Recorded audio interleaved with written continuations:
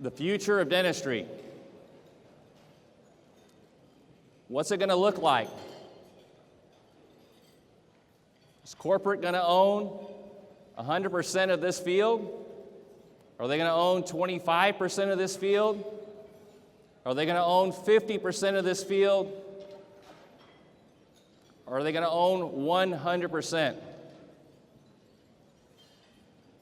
That's a question. That's a question to each one of you. The only thing that will change in this field is education. The only thing that will change in the outcome is in your belief that you can do this. If you give me 45 minutes of your attention, I will give you the fundamentals that you must understand in these decisions that you're about ready to make upon graduation. You're significantly in debt at 7% interest rates. It is a powerful thing, and it's an emotional thing that each of you are dealing with. Amen? You're concerned about your boards, and you're concerned about your debt, and you're concerned about what you're going to do upon graduation. Correct? I've had the pleasure of speaking to over 49 dental schools across the country. Over 20,000 students and residents have heard a message similar to what I'm going to give today. Are we ready? These two guys always get a little love. That's the Cole and the Bella. So we have a 6 foot, almost 7 young man at 17 that's outside handing out the water bottles, and that's the beautiful Isabella. So I do travel a lot, and they were fortunate enough to come with Dad. They kind of picked the cool trips. You know, can we go on that one? Because, you know, here's Disney. So they were happy to come on this one. Let's get into the message. Why own the business? There are 5 simple reasons that you will own a business. Follow along. Number 1, you will make almost twice as much money as an owner, if not more than twice. You're going to practice for approximately 30 years. And so when you look at the math, and I will show you the math, you could A, be an associate, work out of the same chairs. You're going to work out of 2 operative chairs. You will work out of 2 approximate hygiene chairs. You're either going to work this 30 years and check this as an owner, or you will check it as an associate. You will do the same procedures, check the same. You're going to be dealing with the same stresses as the associate or as the owner. Do not let corporate, DSO, this guy owns 7 practices, convince you any different. You're going to go to work, and I can show you mathematically coming up that either A, you will do X amount of dentistry, and the example I'm going to give, you will generate enough dentistry till you will make $200,000 a year as an associate. You can do the same dentistry and check the same hygiene and make $400,000. Run the math. It's $200,000 per year to your 30-year career. That's 6 million reasons why you must own. Are we awake? Okay. This is a message, again, that is not being taught around this country, and it frustrates me because so many of you are kind of down on, I'm just not sure that this is going to work out, and I got this debt. I think I'm going to work 4 or 5, 6 years. Then maybe. This is not an option in my book. This is a mathematical, you must do this. Number 2 is you will have equity in the business. Number 3, something that's going to be super important for you to understand is taxes. Number 4, you must understand that you must have a vision for the future. In the future, you will run out of crown preps. In the future, you will run out of checking hygiene. In the future, you will get tired. You will get older. Your body will start to give out. Your back, shoulders, whatever body part, because you're in these odd positions for 30 plus years. Prepare for the future. Lastly, you're in control. People, very important message here. When you own a business, you are in control. You're in control of your own destiny. You're in control when you come in the morning and when you leave. I have a perfect example. A perfect example here of control. There's a pediatric dentist just outside of Dallas, Texas. Practiced her entire career as a pediatric dentist. Guess what time she closed the office? 3:30. Why? Because she could. Very successful pediatric dentist, very successful, but her family is more important than that. It balanced it out, and she made a ton of money. It's a very successful practice. It was amazing when I helped the buyer buy that business to be able to see that the practice was closed at 3:30, but it made perfect sense to me because she had the choice. There is the math here. If you go to work, you're going to do operative, $60,000 operative. Now, that's not going to be immediate. Typically, you're going to get out of school, ideally about 6 months as a D4. You will produce about $30,000 a month. After about a year, especially if you're working in a corporate type environment, your speed is going to pick up, and you're going to be doing around $60,000. That will be my goal. Once we've gotten to that $60,000, that's a lot of dentistry going through your body. It's also a lot of hygiene that you're checking.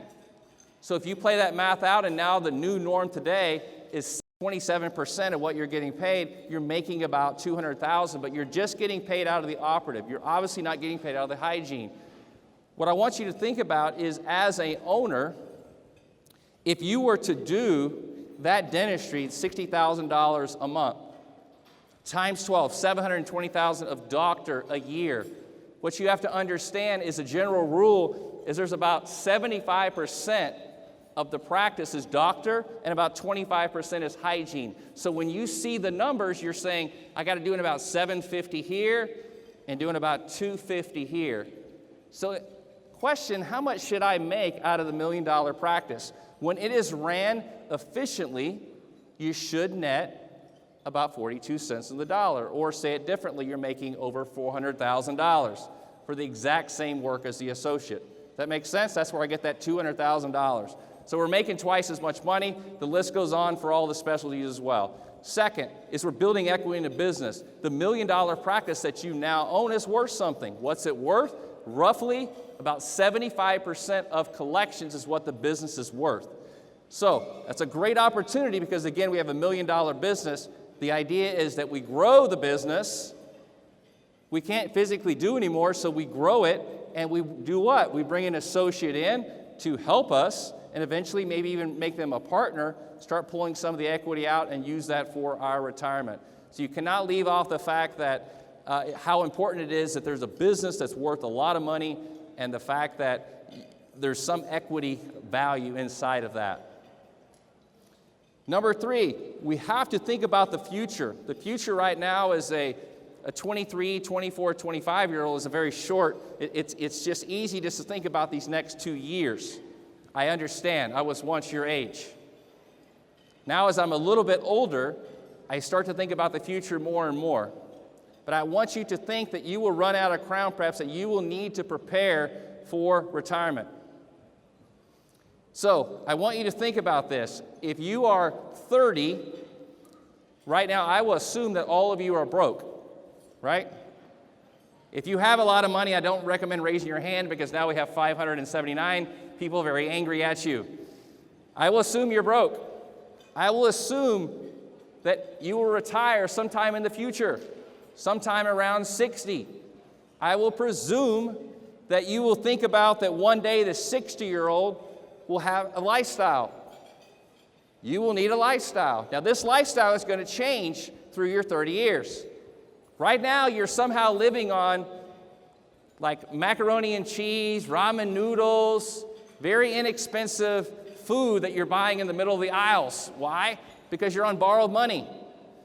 Over time, you get out, you'll get a starter house, make $120,000, $150,000, perhaps get married, buy the second house. Things are going to change. You'll buy nicer cars, lake houses, etc. All the stuff. Then eventually, what's going to take place is kids get to high school, get out of college, you start selling this stuff off. So just walk with this little journey with me if you can. And what I suggest is I have interviewed our client base, and I know that when you're over there at 60, you spend about $15,000 of today's dollars a month. Say it differently. You're going to need to live on about $180,000 a year at retirement. So you need to build a nest egg big enough to where it grows to where between 60 and 90 when you're not practicing dentistry that you have that kind of income stream. Is that everybody paying attention there? So you start off broke. I need to get some type of money way in the future. I need to say, well, what kind of target rate of return can I get? Well, 6%, 7%, 8%. How much money are you going to potentially make as far as compounding interest?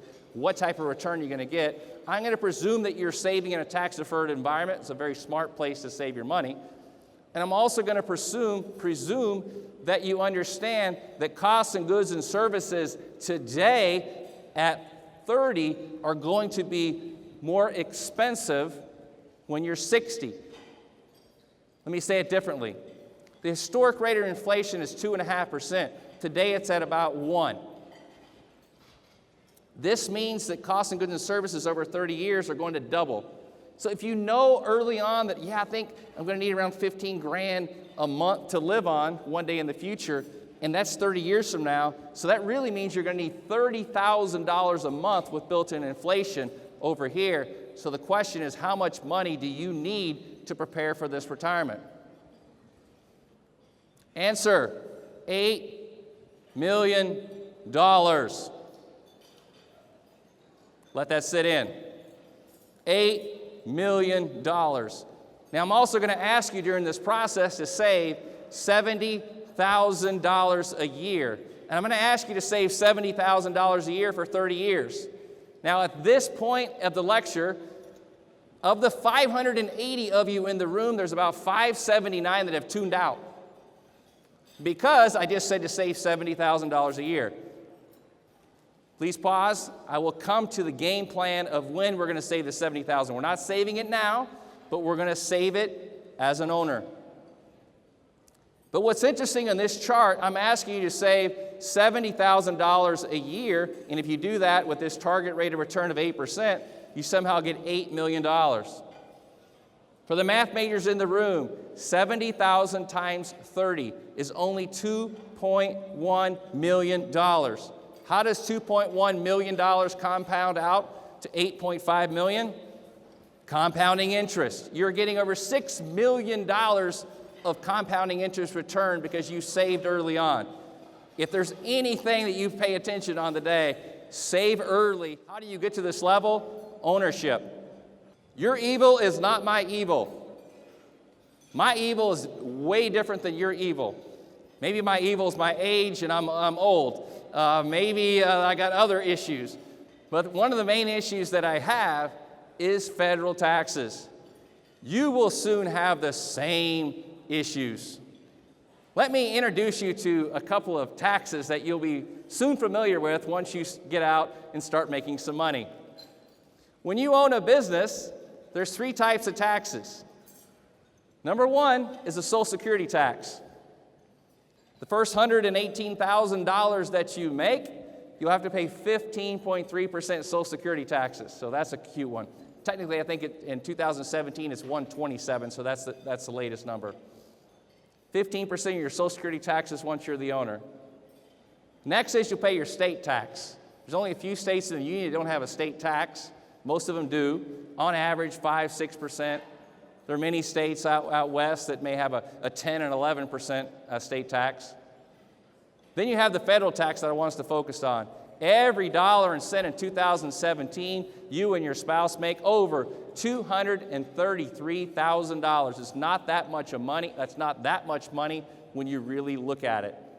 You and your spouse, every dollar and cent over $233 is taxed at 33% federal. Plus your state.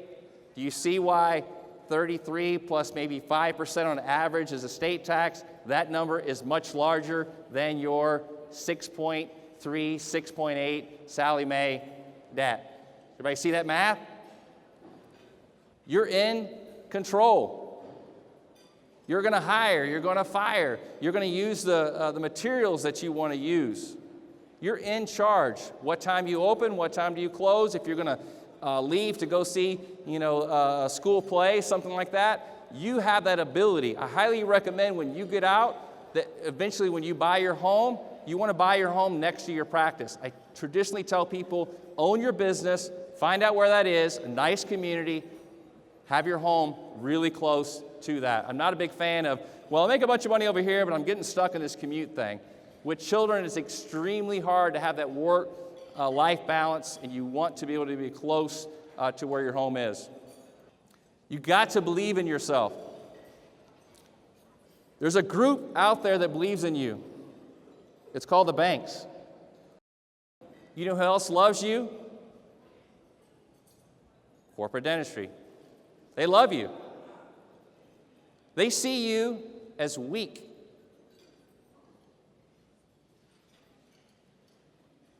Let that sit in for a second. They see you as weak, and they're attacking you. Their growth rates in these business models they have are 20 and 25% per annum. Yes, we're planning on double our operation in the next 4 years. That's over a 20% growth rate. They're taking advantage of you. Do you feel that? Do you see that? You cannot give into this. It's just not. I mean, my profession's at stake. We work with over 1,700 dental practices. My profession's at stake. Your profession is certainly at stake as well. It gets me so upset to think when I talk to people and they're just, well, I don't know, I think I want to, go this route, or maybe I'm just going to work for, X number of years. I'm okay with working maybe 1 year, but I really want you to be motivated to own much sooner than later, because you're just giving up that time. There's only so many crown preps you have in your life, and so just use them wisely. So, I mentioned that you would save some money. I mentioned there's 5 reasons to own the business. You're making twice as much money. I mentioned there's great tax planning. I mentioned that you have the ability to put money in a pension plan. I mentioned that you have this great equity. I mentioned that you're in control. Let's focus on your first step when you got out of school. It's just simple. All I want and all I would encourage you to do is come out of school, get some education, some additional CE, and I need you to save some cash. Well, but I'm $400,000 in debt at 7% interest rate. I'm not concerned with that right now. I need for you to come out of school and focus on getting clinical skills, hand speed, and save some cash. Give you an example. There's myself and you. We both have $350,000 of dental school debt. 7% loans. Married, kids, whatever it is, exact same situation. Your choice is to work for 3 to 4 years and pay down debt. You went from $350,000 to $200,000. I chose to manage my $350,000, make very minimal payments, and now I've saved $30,000 to $40,000 in my first year. The difference between me and you is you're still the associate after 3 years. After the first year, because I have some cash, I got my clinical, I'm now going to start owning my business.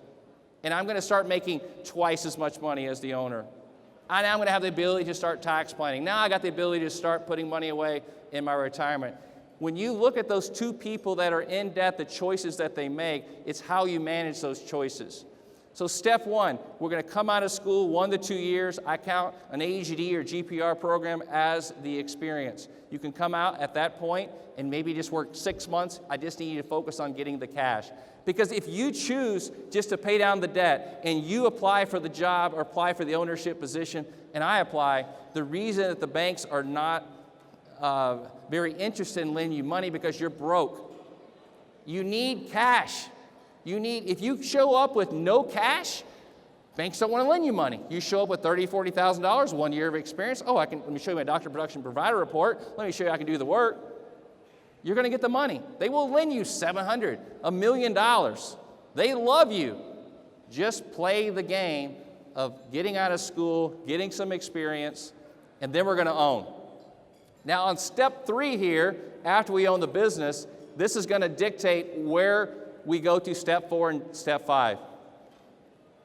On step 3, if we purchase the business and it's $1 million business and we are making $400,000+ a year, and we are just, it's awesome, then we need to move immediately into step 4, which is have a vision that you will run out of Crown Preps, because this is now when you make $400,000, when you go back and look at those tax tables, the taxes are going to kill you.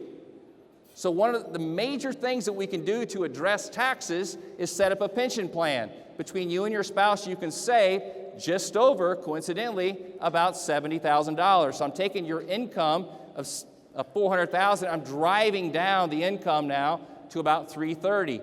Now we're writing off the interest, we're depreciating the assets we purchased, we're running perks and stuff, and we're driving taxes down. If we get to step 3 and we buy a smaller practice, and the practice is approximately 600 collections, nothing wrong with this practice. Let's say the practice is netting you about $150,000. There's nothing wrong with this business. But when you go back to look at the taxes and even just think about your own personal cash flow needs to run your personal debt, to run your dental debt, you don't have a lot of this excess cash. You're not getting killed in taxes and you don't have excess cash. So at that point, I need you to invest back in yourself and the business, and I need you to grow the business. I want you to start thinking like corporate would. Market, market, market. Beautiful website. Understand how the marketing process works. Believe in it. Set goals. Work with experienced people to grow the practice. Exactly what corporate does. Are you seeing these practices just close down in your communities? Or are you seeing them thrive? That's a question. Are you seeing them shutting down, or are you seeing them thrive? They're thriving because they have Kellogg, Duke grads, whatever it is, in Chicago, New York, Texas, wherever they are, and just pushing this process, pushing. Let's get the next office, let's get the next office. So depending on where you are, if you're on step 3 right here, and you buy a smaller practice, then we're going to invest back in the practice to grow it. If it's already successful and you're making, let's say, approximately $300,000 a year, taxes have become an issue. We have cash. It's now a choice of what we're going to do. So what we're going to focus on, set the pension plan up, great tax planning. Lastly, step 6 is going to be pay ourselves. At this step 6 is where we're going to deal with our dental school debt. It's a horrible debt, okay? It's an interest you can't deduct. It's just bad, okay? But what's really bad, if you make the choice to say, I want to get rid of the debt first, and you want to give up 4 to 5 years doing that, I will show you that math and how much you gave up on a per year basis. I will show you the lack of equity you built. I will show you the lack of tax planning. I will show you started later on the pension plan. Go back and plug in your pension calculations, see how much it grew to. I'll show you who the winner is. The winner is always going to be the person who owns the practice first, who grew it first, who looked at the benefits of saving for themselves and growing. That's going to be the winner almost every single time. So you got to get to know somebody. Everyone, I've given this lecture many times, like, well, how are we going to find that practice? How are we going to find this practice? It's very simple. Make yourself just this marketing machine. And this is where I pick on the bow tie guys. All right, bow tie guys, raise your hand. I know I saw one over here. Bow tie guy, any other bow tie? 3 bow ties, 4 bow ties, there's 5, 6. There's a lot, typically there's a 7. Bow tie guys, movers and shakers. Talkers, right? Can't get them to shut up. They're usually just kind of go, go, go, go, go. Right? We know them? I'm betting on bow tie guy. Here's what I would tell you. Understand that it's extremely competitive out there. Get to know people. Have a beautiful written CV, cover letter with you and maybe the spouse and the dog. Whatever it is, identify where you're going to go. If you're going to go back to Huntsville, Alabama, understand, do your marketing in Huntsville and figure out there are 200, 300 GPs in that area. You're going to send letters, old school letters, handwritten on the outside to them. You're going to call those offices. You're going to email those offices because when you call them, you're getting the email from the doctor. You will build an Excel spreadsheet of over 200 of these doctors. Put some time and energy in this effort. And when you do that, along with meeting the Shine, the Patterson, the Benco people of the world, other connectors, you always have your CV in your backpack. When you meet people, especially gray hair people, you're giving it to them. Say, I'm just looking to shadow. I'm just looking to shadow. I'm looking to be mentored. Constantly, because what you're trying to do in this process is create as many opportunities as you can. 5, 6, 7 people are now saying, I want this young man, I want this young woman in my practice. That's what's going to create an opportunity. Now we can look at the 5 or 6 opportunities to identify what is the best practice that we can find for you. I'm going to dive into a practice now that we'll talk about that looks great from associateship level that would head to a partner. Then I'll go into a practice that we will buy together, and then we'll wrap it up. So once you've made this connection, once you understand the benefits of ownership, once you've created this mass amount of 200 contacts, once you've now looked at these businesses, now what we need to do is determine what that practice looks like. So what you're going to do is you're going to gather, if they have a valuation, you'll gather the valuation. You'll get the tax returns, the profit and loss statements of that business. If it's a GP practice, we might look at the doctor production provider reports just to see some of the detailed procedures that are in that practice. If it was a orthodontic practice and you went on to ortho school, we'd look at other things like contract receivables or perhaps phase 1 and 2 or observation cases. You certainly want to look inside of each of the businesses that you're looking at to make sure that you understand. And so I highly recommend at this point that as you find these businesses, you get a professional that is working for you and look at this. And this is a little self-serving on this part because this is what we do for a firm. We represent you. We represent you. I'm here to educate you, but as a firm, we represent you to help buy these businesses. Just use somebody that has a lot of experience in this field, and you'll be in good hands.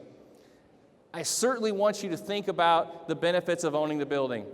I certainly want you to think about how you're going to get into the deal, how you're paid as an associate, how many years you're going to work as an associate, how many years he or she perhaps works back for you. Are we doing a lease? Are we doing a building? How are we going to pay for these procedures? Or is this 30%, minus lab, plus lab? What's this going to be?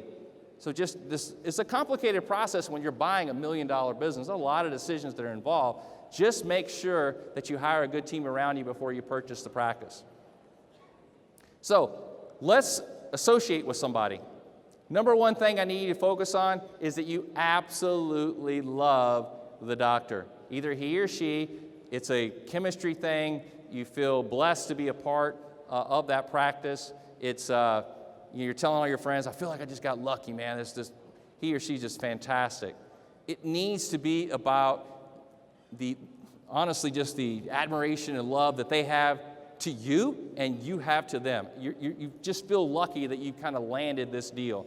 So number one, there has to be that respect. Number two, I need the practice to be successful, okay? So this can even be like a parent you're going back to work for. The practice needs to be successful so that we're ready to take this practice from a 1-doctor practice to 2-doctor practice. Typically, when the practice is doing about $1 million, it's busy. Typically, when there's 40 new patients a month, it's busy. Typically, when there's plenty of chairs, in this example, maybe I'm working out of 4 chairs, but it's equipped with 2 other chairs. 6 chairs is plenty for 2 doctors. What if it's a great practice, but there's only 3 chairs, 2 doctor, 1 hygiene? What if it's only 1,200 square feet? What if we still have 5 years left in the lease? The numbers could say that it works, but now all of a sudden we have a space issue. So there's questions that you're going to ask through this process, but ideally we're looking for 5 to 6 chairs. We're looking for, busy practice, guaranteed salary, and becoming a partner within the next 2 years. The reason I like this one is because it does 1.2 and it nets 55%. Nets 45%. So the doctor has plenty of cash. He or she has, approximately $500,000. They make plenty of money. They spend very little time with the new patients. The doctor is extremely busy. The practice is about ready just to thrive once you're in there, okay?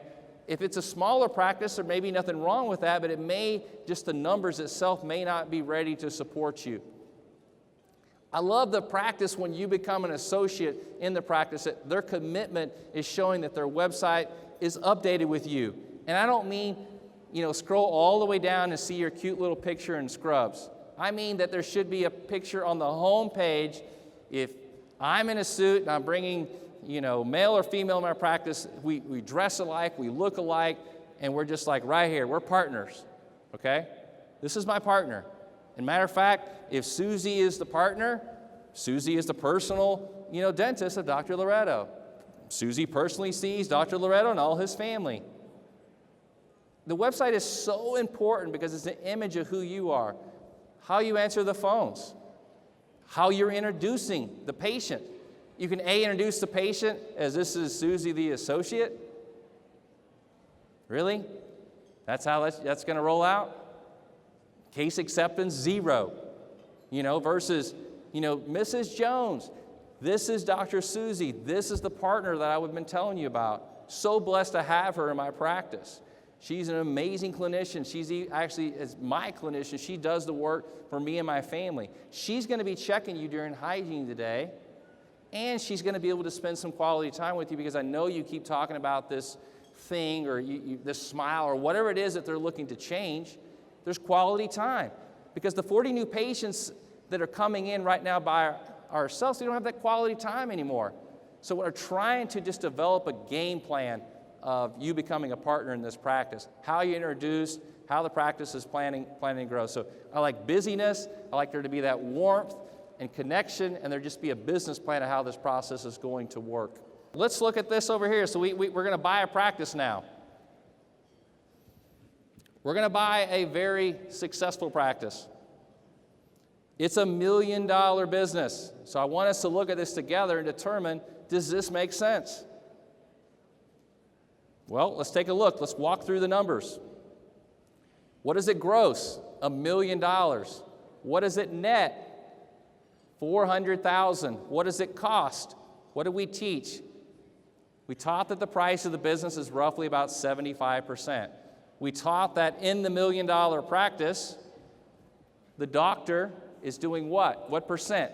75%. So there's $750,000 of doctor production, approximately $25,000 in hygiene. So D4, you're going to come out of school. You have 0 experience, 0 cash. Are you able to buy this business? No. Why? You have no clinical experience there. The bank is not going to lend you $750,000. So that goes back to step 1. Get out of school, 1 to 2 years experience, get the cash. Let's say you've been out 2 years. Let's say that you've been producing in your chair $50,000 a month. Doesn't make a difference. You can plug in the number. If I'm doing $50,000 a month, and all of a sudden I can't do, let's say, $62,000 a month on my doctor, because that's the most I've ever done is 50. That's the most. But this practice is doing 750 clinical. So I'm short. I can't do the work. So what's my strategy? My strategy is I'm now going to bring in the established doctor and have them come work back for me in the practice. And it's going to be for a short time. The difference between you being able to do $50,000 and $62,000 is going to go like this. The best way I can describe is if most dentistry you've ever done is $50,000 of doctor production, we're breaking that down and saying, how can I get $12,000 more out of you? Once you borrow $750,000, once you're now $400,000 of dental school debt, once you borrow another $300,000 or $400,000 for your home, you got about $1.3 million in debt, baby. And that debt is such a weight on your shoulders. I'm pretty sure I can squeeze out another $800-900 a day over a 16-day period to get you that $62,000. But for this case study, we're looking at it. What is it gross? $1 million. Was it net? $400,000. What's my price? $75,000, $750,000. Now, the bank is going to give you the $750,000. And they're going to give it to you at rates that are extremely competitive. Somewhere around 4.25% is the going rate right now for dental loans. So when I finance this practice at 4.25% over 10 years, I now have $90,000 of debt that I have to give back. So now all of a sudden I'm going to net $310,000 after debt service. So if I could not do the work, if that was the case, I needed to pay the doctor $12,000 a month or $150,000 from their clinical, a year, times the 35%. I got to pay them this amount. We're simply subtracting this $50,000 amount off of this, and then yes, we're living off $256. Does this make sense? Yes. Can you live on that amount of money? Yes. Just a simple equation. You're going to net $310,000. $310,000 after debt. We own. What's our issues now? Once we own making $310,000, what's our number one issue? Say it with me. Taxes. Ready? What's our number one issue? How are you going to combat taxes? Ownership. As an owner, you will be in control to control these taxes. 6 steps. We get out of school, 1 to 2 years of experience. We're going to own. We're going to surround ourselves with people that believe in us and tell us that they can own.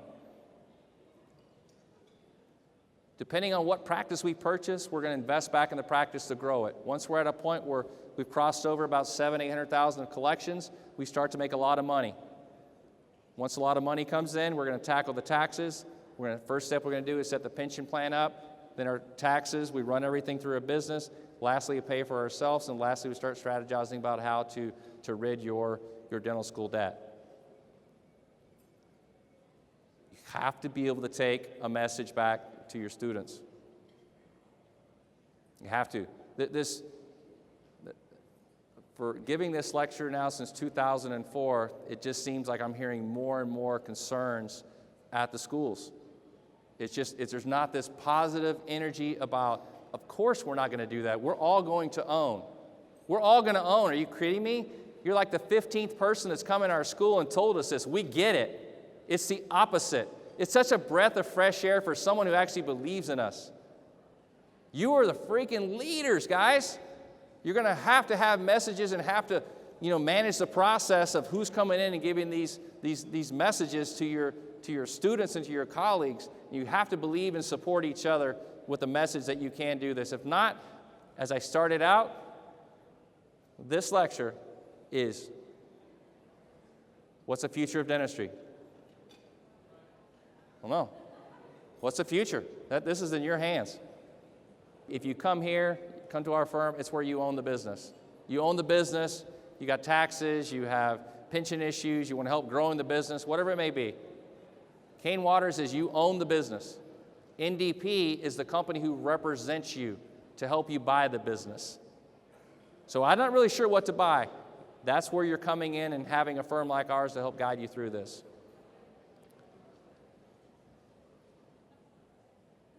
My name is Charles Loretto. I'm with Cain Watters, and I need for all of you to believe that you can own. I believe in you, guys. I really do. But you've got to be able to share this message with others, to be able to tell your colleagues. We'll come out and do lunch and learns. We're going to send this video to you, that you'll be able to send this out to your student and classes. If you believe in it, we can share it, and hopefully we can make some changes in the future. Thank you so much.